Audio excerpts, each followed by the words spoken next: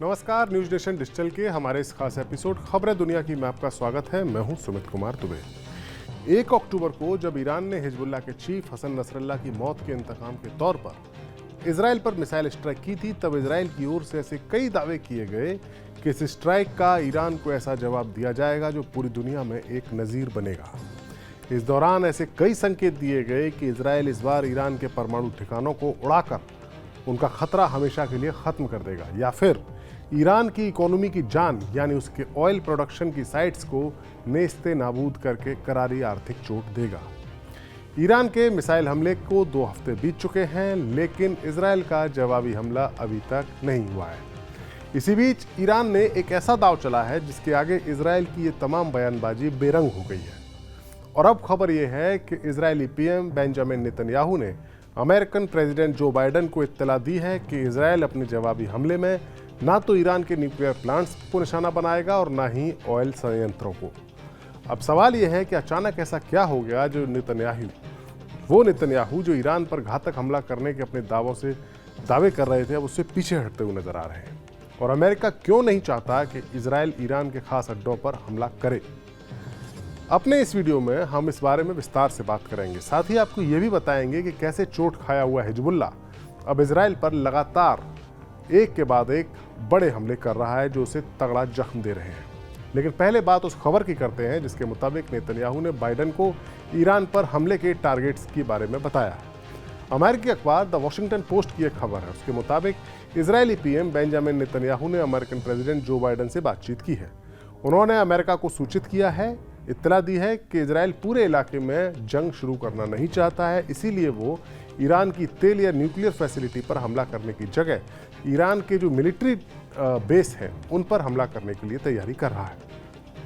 खबर के मुताबिक इसराइल के ऑफिसर्स, इसराइल के जो अधिकारी हैं, उन्होंने इस बात पर जोर दिया है कि उनका जो पलटवार होगा, जवाबी हमला जो होगा, वो ईरान के किए गए हमले से काफ़ी बड़ा होगा। ईरान ने इसराइल पर 180 बैलिस्टिक मिसाइलें दागी थी। इसराइल के सोर्सों का कहना है कि उनका फोकस ईरान के खिलाफ जवाबी हमले की तैयारी ही है। इसमें किसी भी तरह की हिचकिचाहट या देरी नहीं है।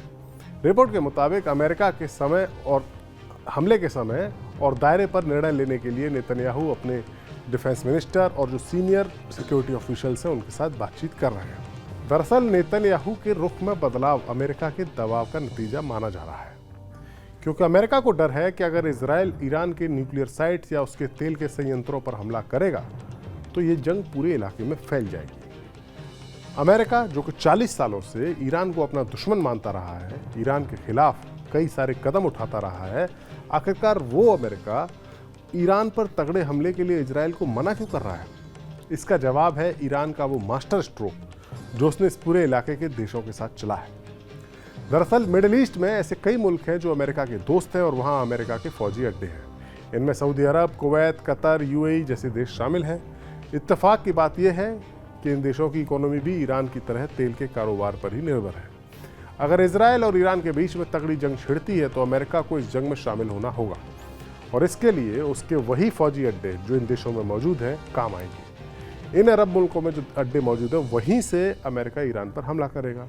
लिहाजा ईरान ने एक बड़ा दांव चलते हुए इन अरब मुल्कों को चेतावनी दी है कि अगर ईरान के तेल के ठिकानों पर हमला हुआ तो ईरान इन देशों के तेल के ठिकानों पर भी हमला कर देगा।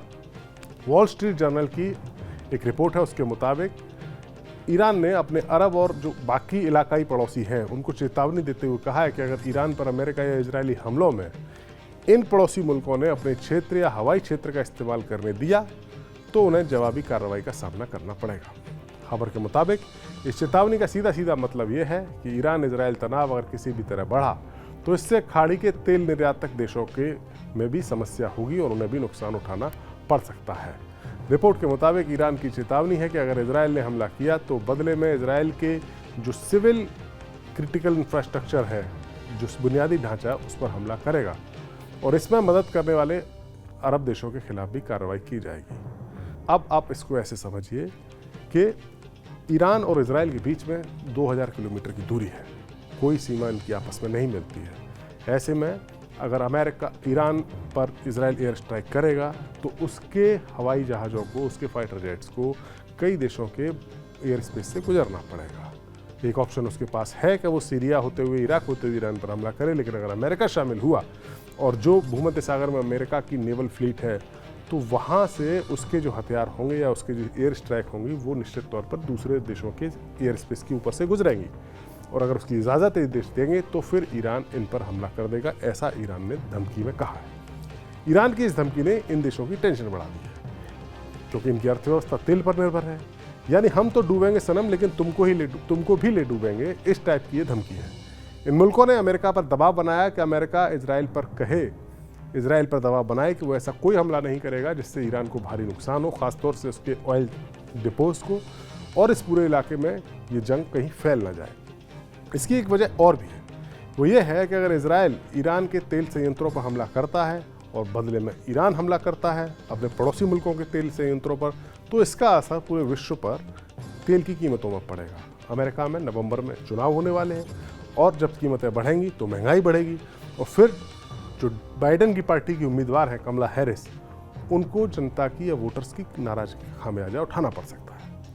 अमेरिका को यह भी पता है कि ईरान की मिसाइल पावर कितनी घातक हो चुकी है, और इसराइल में मौजूद एयर डिफेंस सिस्टम ईरान की मिसाइलों को रोकने में या ईरान की मिसाइलों से इसराइल को बचाने में पर्याप्त नहीं है, पूरी तरह से सक्षम नहीं है। लिहाजा अमेरिका अपने सबसे ताकतवर एयर डिफेंस सिस्टम थार्ड को इसराइल में तैनात कर रहा है। लेकिन यहाँ एक दिलचस्प बात है, और वो ये है कि इसराइल का मशहूर आयरन डोम एंटी मिसाइल सिस्टम ना सिर्फ ईरानी मिसाइल्स के आगे फेल हो रहा है, बल्कि उसकी काट तो अब संभवतः हिजबुल्लाह ने भी खोज ली है।